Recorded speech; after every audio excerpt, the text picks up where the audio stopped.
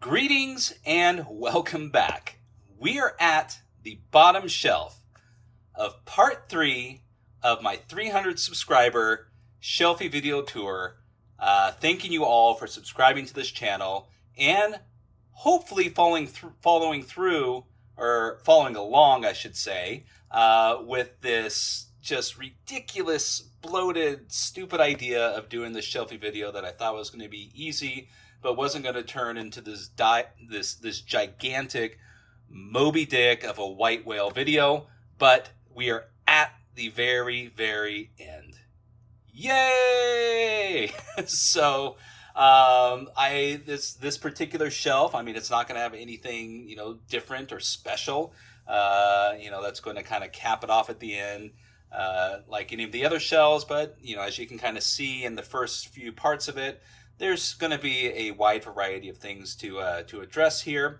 But first, I'd like to start with a little bit of disclosure on this particular shelf. So, out of everything that I've showed you, there are only 2 books. There's only 2 books that no longer have a place on my shelf.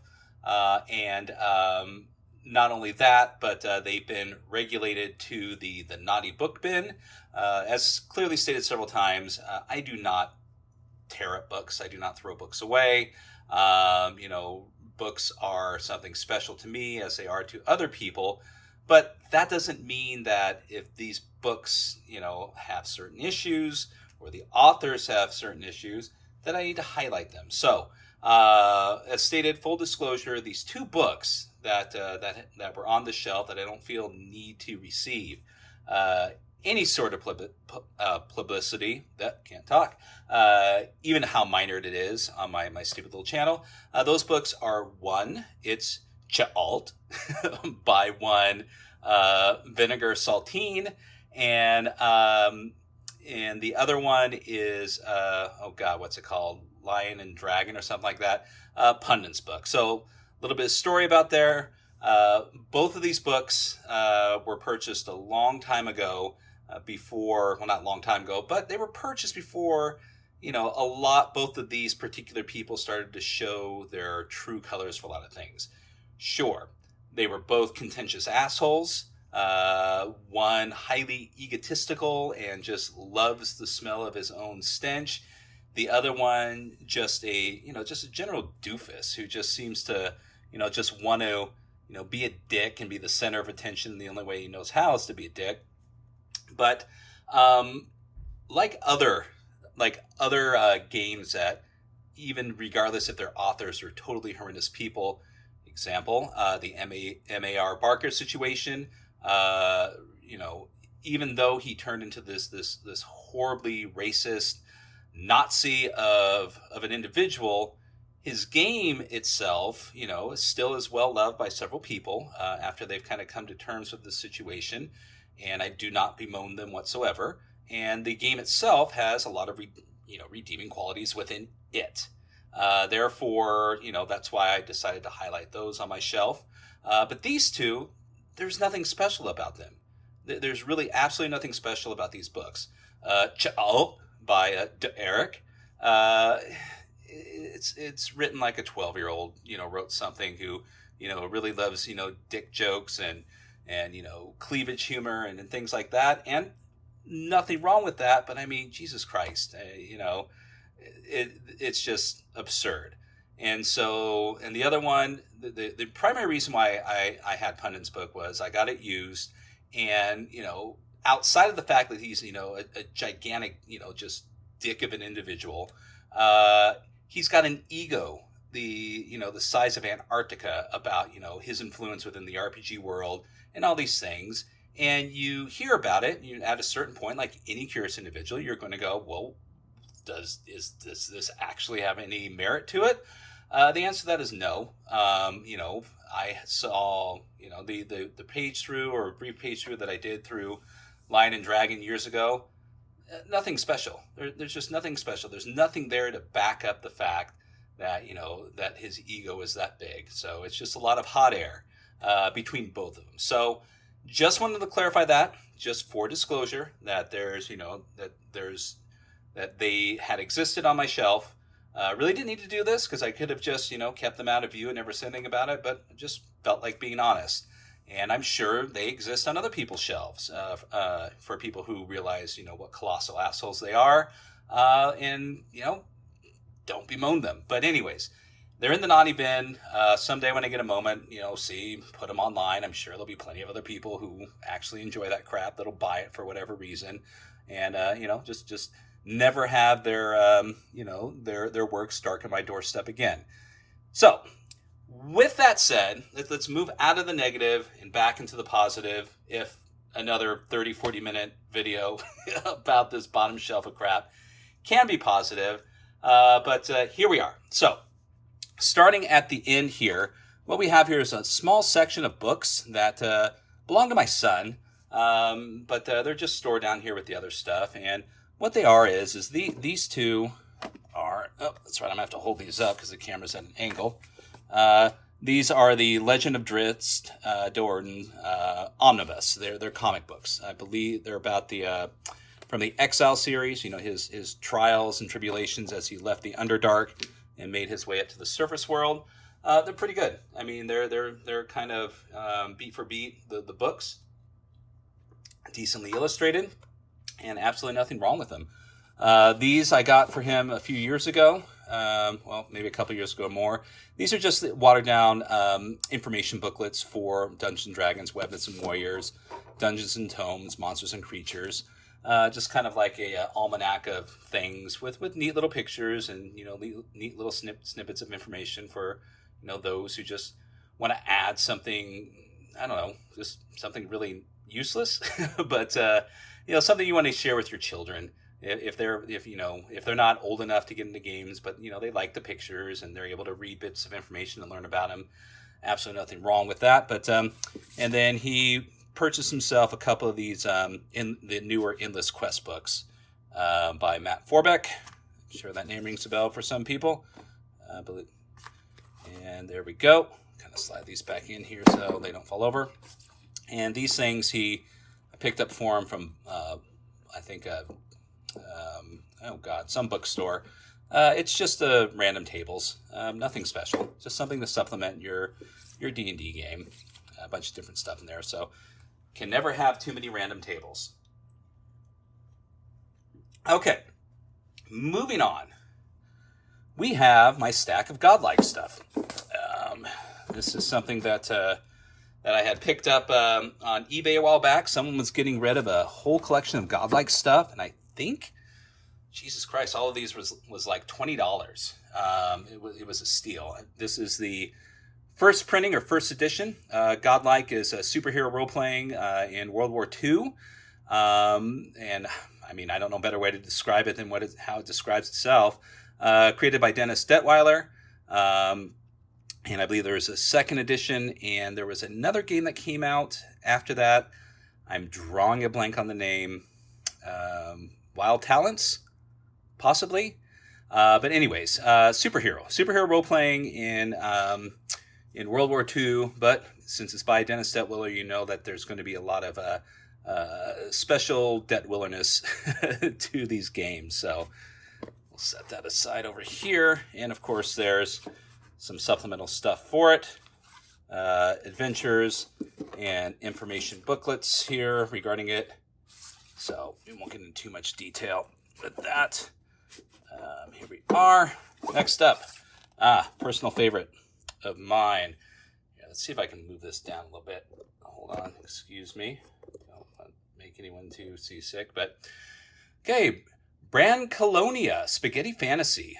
This is a 5th edition setting. It is a magical Italian Renaissance type setting. It doesn't take itself too seriously. It does utilize the 5e mechanics, but does it really well. There's a lot of things in here that they kind of modify and change. And other than the fact that the 5e stamp is on there and there's the familiar attributes in there, it's wildly different than any Dungeons and Dragons game you'd be playing from WotC or any other certain games that kind of feel like, that they're just kind of like, 5e with a car wrap over it. This is something definitely different and special. Seems like it's a lot of fun. I haven't played it. I've read through it. It's wildly imaginative, hilarious, and I can definitely see something like this. For those who have people who want to play 5e, but you're just kind of burnt out on the D&D thing, and they're going to insist on something. This would be something for a GM that wouldn't have a problem running 5e rules, and because of the setting is so so just wonderful. And so I'm going to be kind of short of words because it's a long weekend. We're packing for the trip back to our vacation, which starts off in Kentucky and then moves to Gen Con. But if I stumble over my words, what else is new? So, so we'll put that back, move on, and this is just the GM screen. This is a supplement called the Macaronicon. So you can kind of see just from the naming of the books that it's a lot of tongue-in-cheek stuff, humorous, doesn't take itself seriously. All right, next to this, we have Nephilim, occult role-playing. Wow, if there's anything that's more 90s than Vampire the Masquerade, it is this book. Picked it up to kind of have a read-along with Keith. I don't think either one of us have been able to get through it yet, just because it is so very 90s and formatted in that wonderful 90s way that just kind of is not an easy read. I don't think this was a wildly popular game when it was out. I know, like any games, there's going to be people that are going to say, "Oh, I love it. It was fantastic. That's all we ever played." But that can be said of any game. But generally speaking, it's definitely something that I hope to take time to sit down with and kind of absorb, because it's interesting. The concept is interesting. I just don't know, how well it was executed even back then. So, all right, back in you go. All right, so we have my Stormbringer print, first edition. Now, some of you are going to say, Scott, there's no PDF out there that you can purchase and get Stormbringer printed. And I'll say you're correct. It's out of print. There's no way to get this kind of stuff unless there's a repository that has historical fiction and games and books and stuff that is no longer in print that you can get no matter how hard you try. And, I think we're all guilty of one of these somewhere, and this one is Stormbringer First Edition. There's no way to get this thing without paying through the nose for a gigantic amount of money for a collector's edition for a very small amount of paper and a map.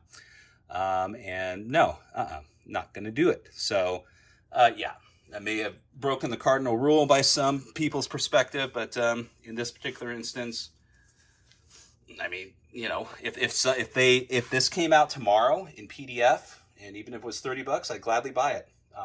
Just to say, hey, I own an edition, and therefore, no problem with this. But c'est la vie. It is a. I do believe it is a way.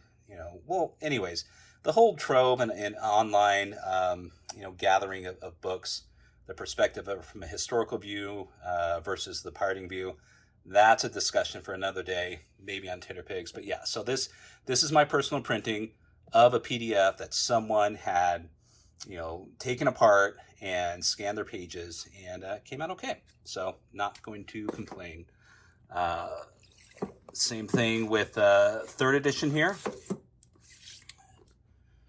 And yep. So yeah, I mean, if there was a way to get a hold of this through regular retail means or through the publisher, you better believe I would do it.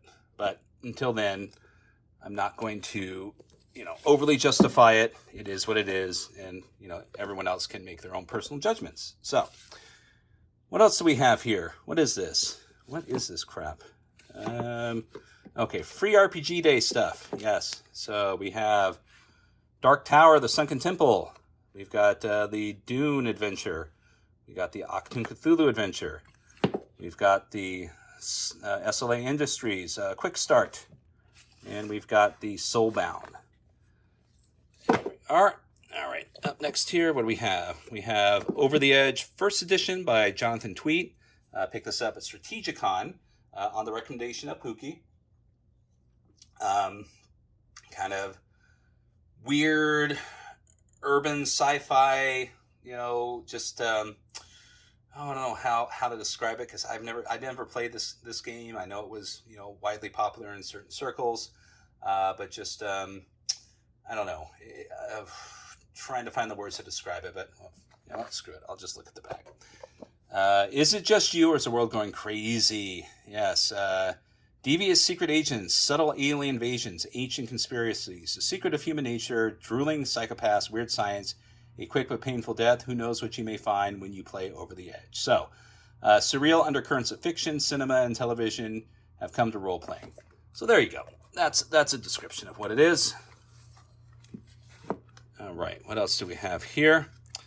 That's something else that I picked up at Strategicon. Orc, the role-playing game. Know absolutely nothing about it. I think they threw it in with purchase. So, back you go. What else do we have here?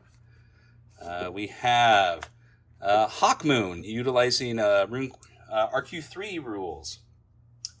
This was something that I just kind of picked up because I thought I was going to come back and get more of this, but when I came back, the other book that I wanted was gone, unfortunately. So, but yeah. Once again, this is something that I haven't even paged through. I think it was kind of like a knee-jerk purchase. All right. Ooh, this is huge. Okay, Black Void, the core rulebook. There was an early follower of my videos who said that they were going to send me a free copy of this. Absolutely flabbergasted and amazed and humbled that someone would do that. They were so very, very kind, and said that I would definitely take the time to do a spotlight of this book. I think I did it just kind of like a brief page through, but I need to spend more time with this. I know if you want a quick review of it, Bud has got one up on his on Bud's RPG review channel, and know that it wasn't an easy read. I think it took Bud maybe a year to get through this whole thing to finally do a review of it. So yeah, so it's not on the top of my list, but I do want to spend some time with it someday because I know a lot of people like it and enjoy it. Okay, Elric of Melnibone, RQ3. For those of you asking, I guess there's two printings of this, one in color, one in black and white. The color one being fairly rare. This is the black and white one, so this is not like a special collector's item. But Elric fan, and pretty much got it just to read more about Elric in RPG sense, and I just kind of see what they do in comparison to the other Elric and Stormbringer RPGs. Okay, did I do this? What is this?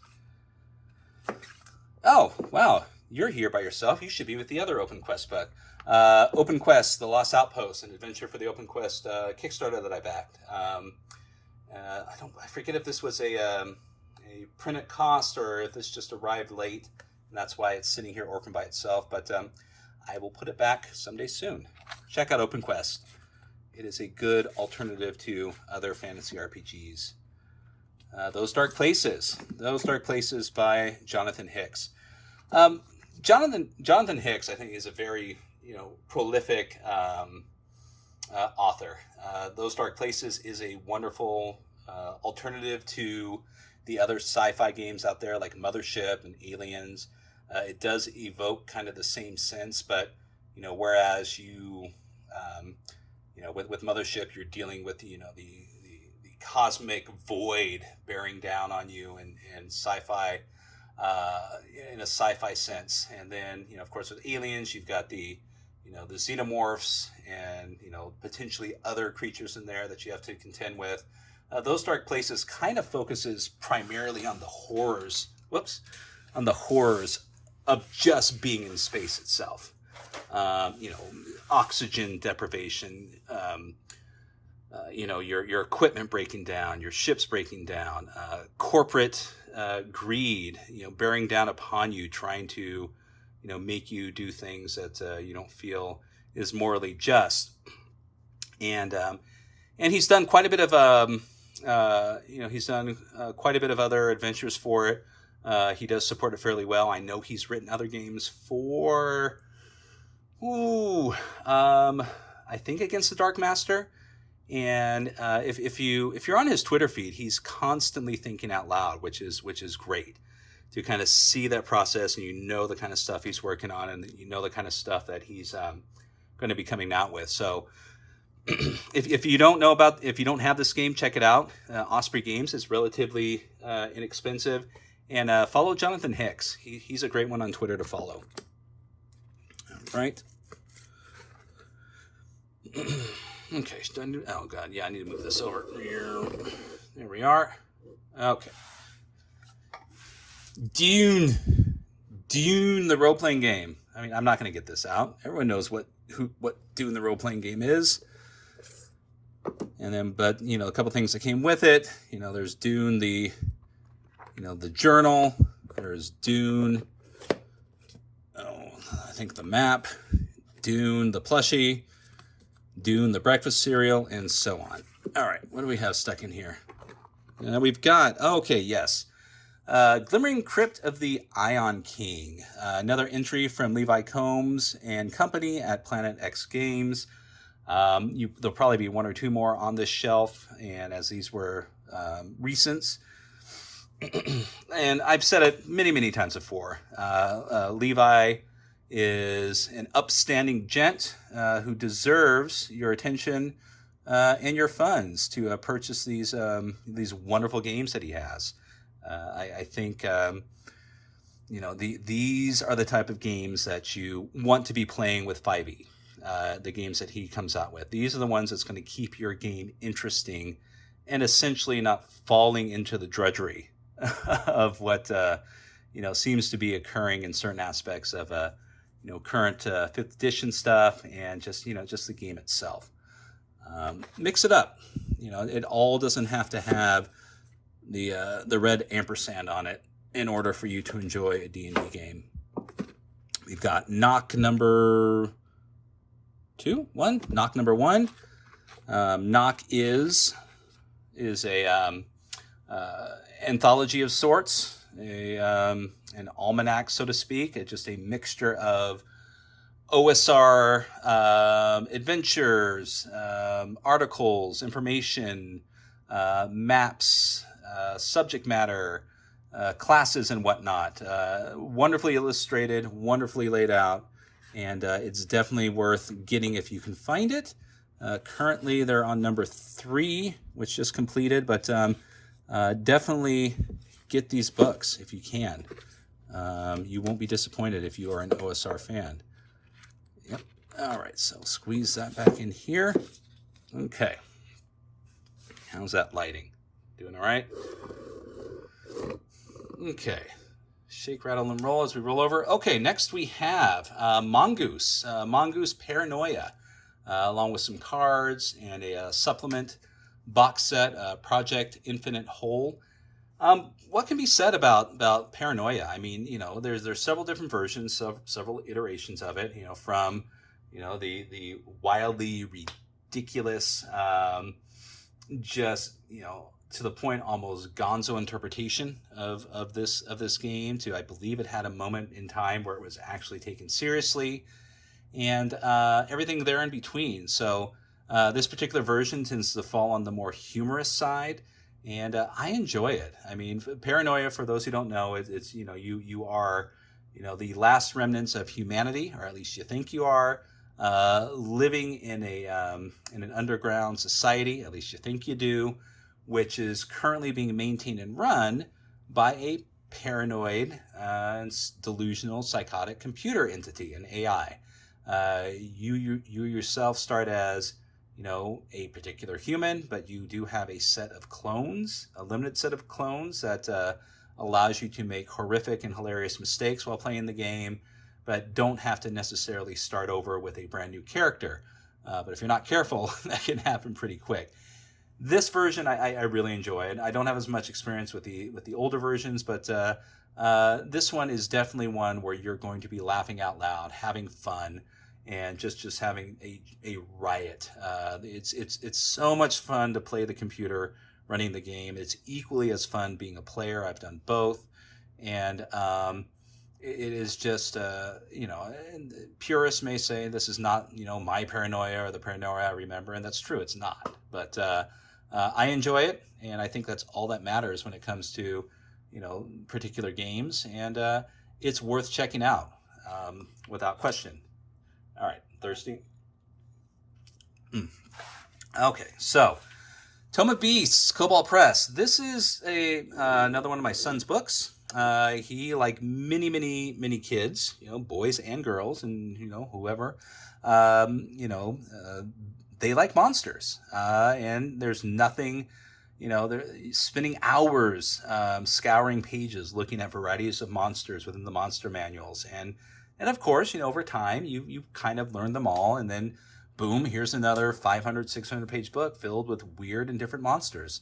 I don't behoove anyone who supplements their games with things like from Cobalt Press. They're popular and they put out a great product.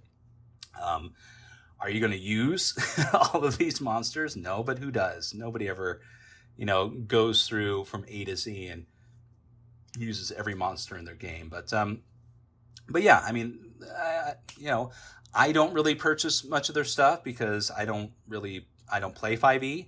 Or run it outside of my son, and as long as he's happy with the stuff we have, I don't feel I need to get additional materials unless something that he requests or would like to see. But yeah, Tome of Beasts. There you go.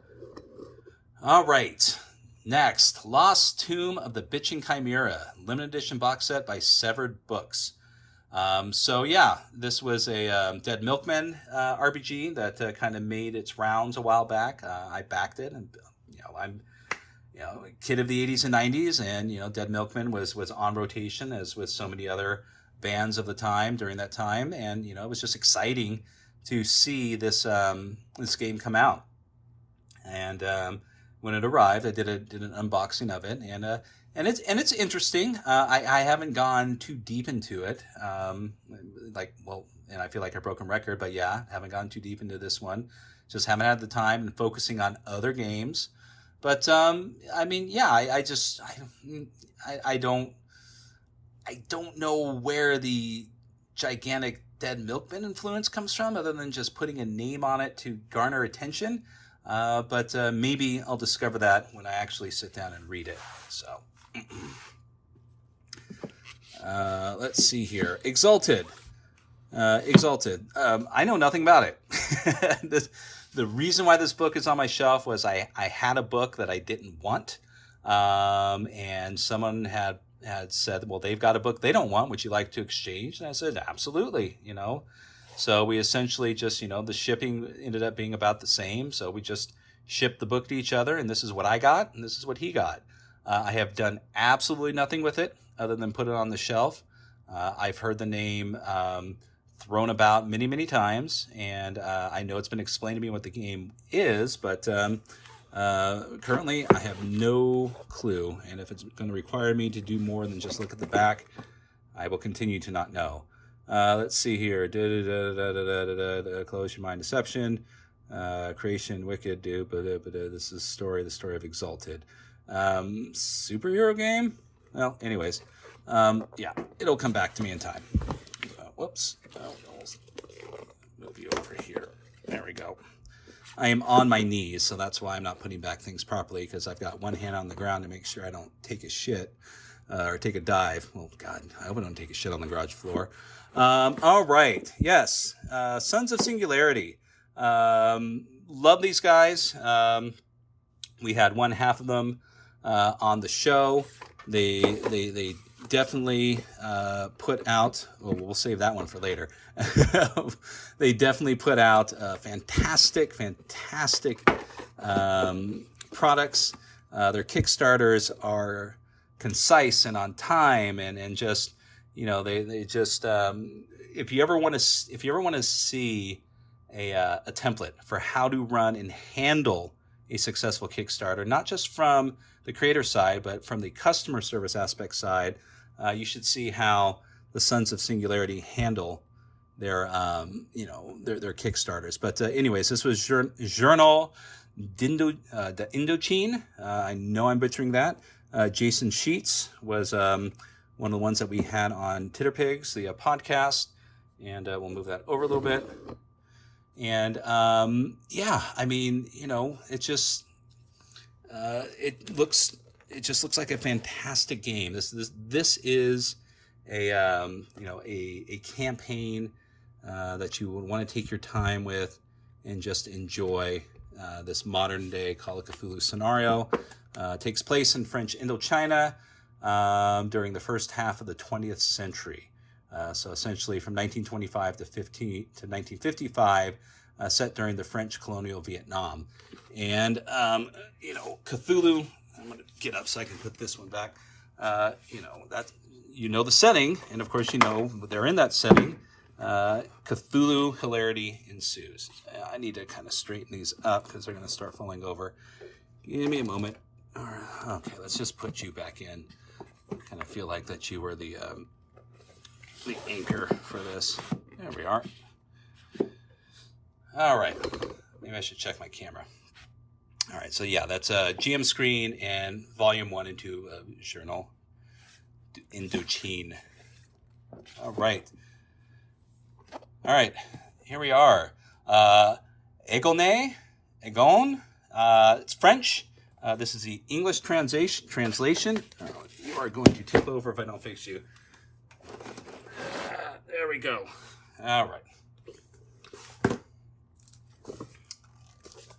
All right, here we go. The friend who gave this to me, he just calls it Agone, but I think the pronunciation is Agone. I'm sure Ludovic will correct me if he actually watches this stuff. But anyways, how can I describe this? So this is the English translation of the French book, and it shows in some of it.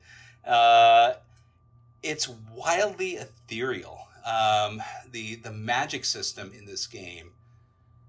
Oh God! I mean, I wish I wasn't so tired and I scripted this crap out so I can actually describe it. But I don't know. It's one of the most strange, odd, imaginative magic systems in just about any RPG that I've seen. The key kind of sell of this game is you don't start off as I'm getting a flicker. Why are you flickering, light? Okay, well, I just don't want anyone to get sick or anything, so. All right, I may pause this to figure out the light because I don't want to have any seizure issues, so I'll be right back. Okay, we are back, and I fixed the light issue. I hope. I think the light is just maybe getting a bit overheated. It's about 90 degrees outside, and it's about the same in the garage. So, okay. So, anyways, the magic system of this game, weird. Just something that you kind of need to read it to understand what it is, or I could be more articulate, but the easier one is to read it. This game, there's more versions of it, or more supplements for it in French than there are in English. They didn't translate everything. You would think it's a collector's item, but it's not. You can get the entire English collection for about $8 a book for the most part. If someone's charging $50 or $60 for this book, you're getting taken. So it's the English part is out of print. I don't know if it's still in print and active in France or Europe, but it's worth checking out. So that's right. So the gist of the sell of this book is you don't start off as lowly first level adventurers. You start off as people in power, people who have authority, rulers, leaders, generals, politicians. And so therefore, you've got this kind of existing power set that, you're not just changing, yourself and maybe a village or two. You're changing the whole landscape in the world of Agone or Agone. And so this is one that I've been wanting to get to the table for a long time now, but this is going to be a long read for me. to try to absorb it, because this would be the one where I would want to know it to almost, like the back of my hand, to make sure that the rules themselves, which can be a little bit confusing, are being implemented properly without creating more confusion, which can kind of happen in certain games where the rules aren't crystal clear and you're spending time going, is that what it's supposed to do? And then you're flipping through the rule book for an hour and a half. Meanwhile, your players are getting bored. All right, so Agone. All right, so this was a printed cost book by another one that I just kind of set aside, from the Sons of Singularity. We had Between the Devil and the Deep, and for those waiting for it, Blue Sea. This is another book. This one's not done in Call of Cthulhu 7th edition like Journal Indochine. This one is done with Gumshoe. This is dealing with the age of piracy. There's a bit of a supernatural aspect thrown in there, but there's one thing to note in this book. Probably the most important thing is in this entire book. Let me just take a moment to find it. It's here somewhere. Here we go. There we are.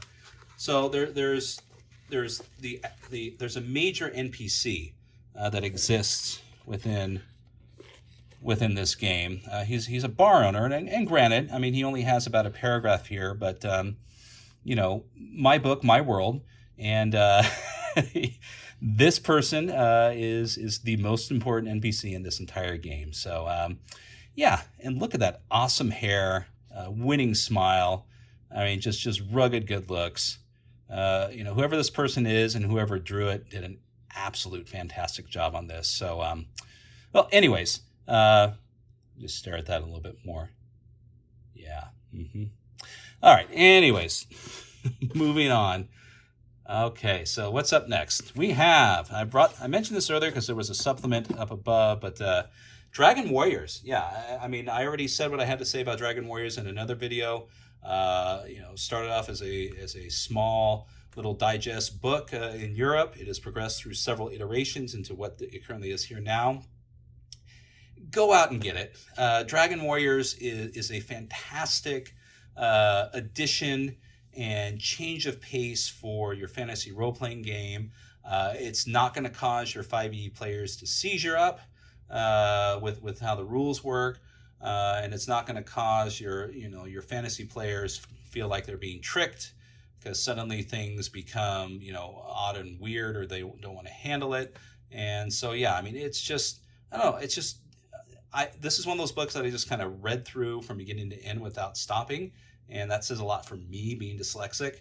It's very rare that a book can commit me. That has to, it's got to be the perfect layout, perfect font, perfect, just pacing within it. And yeah, I mean, and just another one that I want to get to the table. But maybe someone else will go out and get it and do it before me. Okay. Next to that, Legend of the Five Rings, the beginner game. I know nothing about this. This was given to me by a friend. I opened it up. It's pretty. It definitely has that Fantasy Flight production value to it, like they do in their other starter sets, like Star Wars. Looks interesting. I know the story of the collector card game back in the day. I know generally a little tiny bit of the lore. Never played it. And I don't know. I mean, it's not that it doesn't interest me, but this Legend of the Five Rings is far, far, far, far down the list of things that I'd want to jump into and play. Without going, dealing with the other games. So, but it's there. It's there on my shelf. Okay, yay. Okay, Zweihander. Main gosh. Yeah, we know what this is. This is Macmillan and Neil. I don't know. This is Daniel Fox's game. There's a sordid history to this game that I'm not going to get into. What is it for those who don't know? It is Warhammer 2nd Edition with a couple things thrown in, and there you go.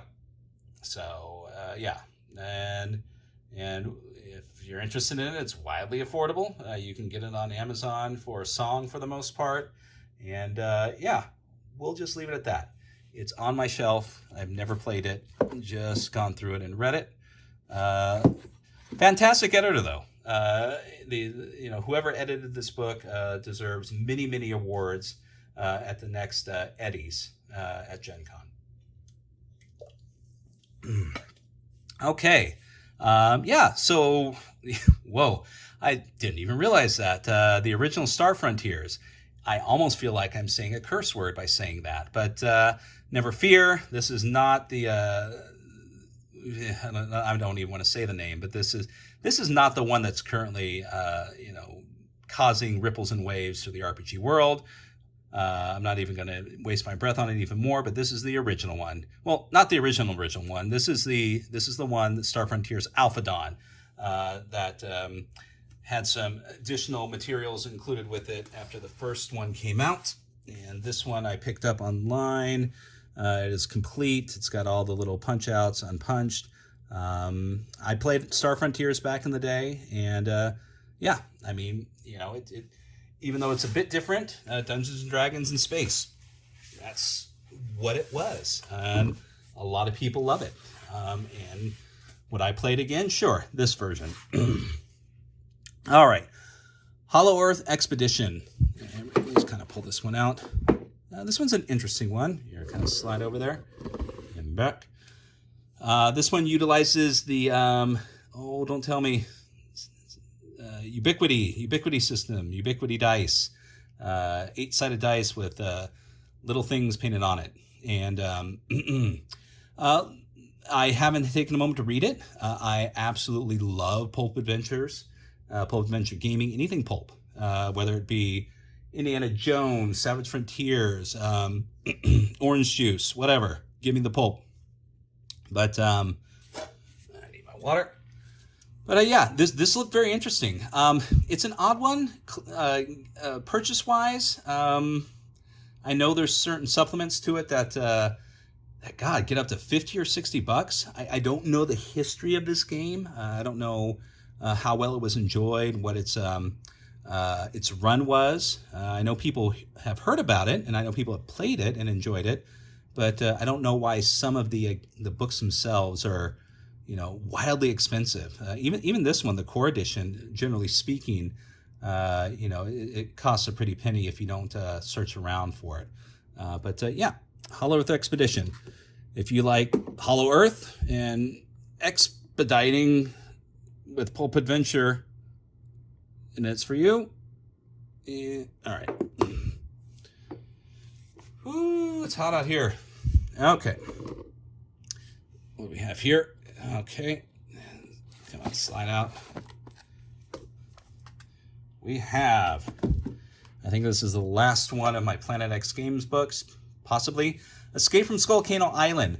Probably the best 5e adventure out there. Kaiju. Two-headed King Kong gorillas. Volcanoes. And 5th edition.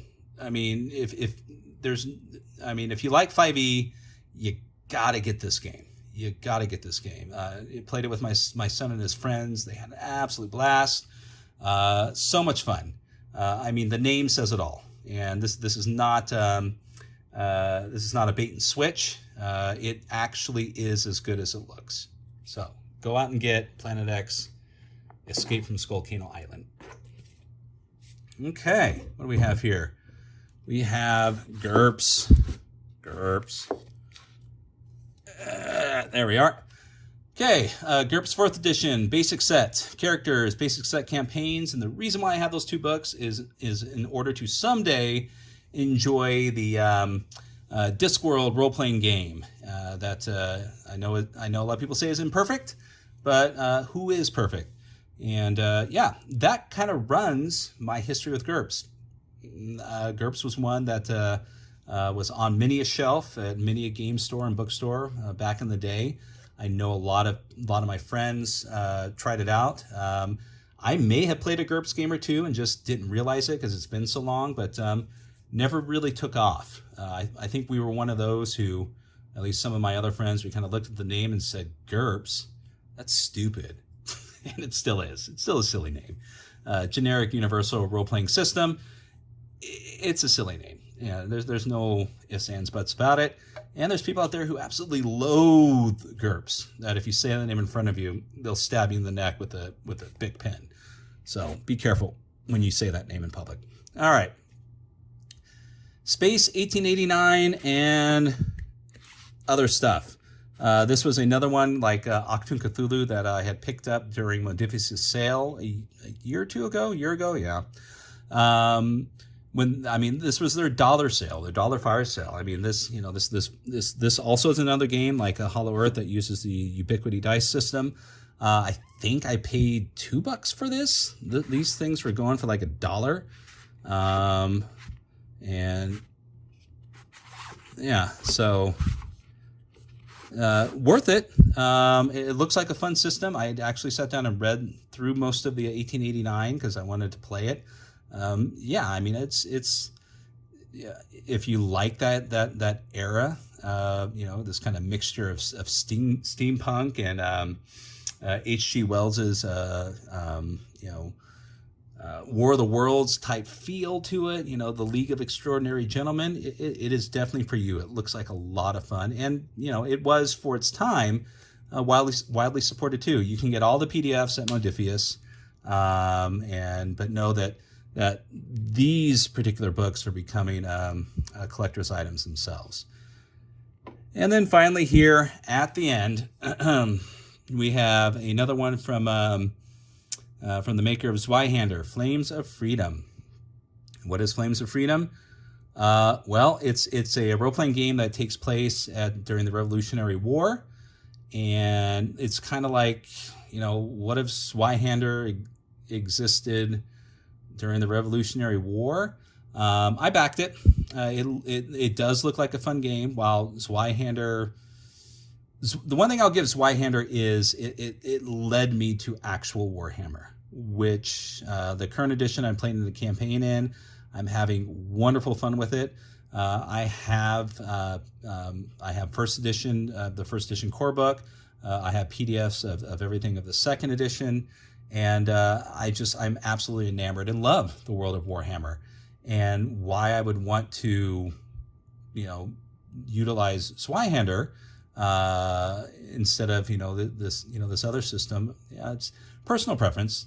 It's nothing nothing contentious, but yeah. So because of Zweihander, which interests me just because of its general look and appeal. I mean, it is a good looking book, and it does have that old school Warhammer Second Edition, pseudo artwork in it. It led me to something I feel is better. So it's personal opinion, but yeah. So Flames of Freedom though looked different. It did seem like it was going to be a different take on the Revolutionary War, and it is. But I haven't gone in depth into it at all. It is a gigantic book, the same thing that Zweihander is. In fact, looking at it, I think it's larger than Zweihander. But there's also some cosmetic issues with this particular book. I reached out to Mr. Fox, and he said, send me pictures and I'll send you a replacement. It's going on months now. And I'm, it's nothing horrible, but for things that you actually pay for and pay good money for, you should expect, damn near perfection. And this is not something that's anywhere near that. There's glaring print issues. There's a page in the book that wasn't cut properly. That's folded into the book itself. Several chapters have discolorations on them. But I'm not, it is one of those things where if it was a game that I was going to get to the table right away or something that I'm going to be using, I would probably push it more. I still plan on following up with it because I'm not the only one who had these issues. Other people did, and they did get it replaced. I think if I went to the publisher itself, it'd be a different story because Daniel seems busy with other things these days. So, anywho, all right. So, that is the end. We are at the end of this freakish, long, shelfie tour of a ridiculous amount of role-playing books randomly sorted and stuck on these shelves with little or no organization to them. But I did what I said I was going to do, and I accomplished it. Thank you so much for those of you who got through all of this. I will be resuming normal videos, some unboxing stuff, some different kinds of videos. I may kind of do a couple actual reviews. I've been asked to do a review by a couple people of their stuff, so I will actually do a review, just not an initial first impression of it, to kind of give my own opinion of it, and therefore can provide recommendations if I think it's good or not. But yeah, and then there we go. So other than the two books that I mentioned earlier that will no longer be named, that is it. That is my entire collection. Nothing has arrived since I started these videos, so that's good, because I'm not going back, no matter how much you want me to. So yeah, there you go. Thank you all. 300 subscribers, fantastic. It's nice to see people enjoying the stupid little silly midlife crisis videos that I do for fun, and hopefully you'll enjoy more of what is coming out. So, without further ado, thank you for taking this tour with me, and hope you saw some games that you liked. Hope you saw some games that you want to check out that you weren't aware of, and hope some of these games up here hit you in the nostalgias and make you want to go back and play them. Everyone, take care, have a wonderful day, and a wonderful evening.